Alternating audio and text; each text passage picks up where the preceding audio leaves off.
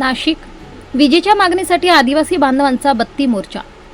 इगतपुरी तालुक्यातील घोटी येथील वीज वितरण कार्यालयावर विजेच्या मागणीसाठी आदिवासी बांधवांनी एल्गार कष्टकरी संघटनेच्या नेतृत्वाखाली बत्ती मोर्चा काढला।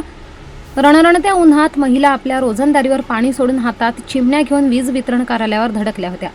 खंबाळे येथील शिदवाडी येथील 15 ते 20 परिवार असलेल्या आदिवासी बांधवांनी हा मोर्चा काढला होता। खंबाळे गाव आहे आणि शिदवाडीपैकी एक बाजूला एक वाडी आहे, तिथं 10 ते 15 घर आहेत। तर अनेक वर्षापासून ते लोक एकदम अंधारात राहतात। त्यांना तिथं वीज नाही, काहीच नाही। लहान लहान मुले शाळेत जातात, अंधारात अभ्यास करतात। तर आम्ही अनेकदा येऊन अर्ज दिले ग्रामपंचायतीमध्ये, पण त्या अर्जावर त्यांनी काहीच केलं नाही।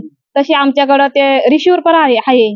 तर त्यासाठी आम्ही आंदोलनासाठी आम्ही ते काल पत्रव्यवहार करायला आलो इथे। तर इथले अधिकारी आम्हाला उलट ज्ञान आम्हाला विचारायला लागले का तुम्ही अर्ज करती नाही असं, आणि तुम्ही आमच्याकडे कसे काय मोर्चे आणतात, असे ते बोलत होते।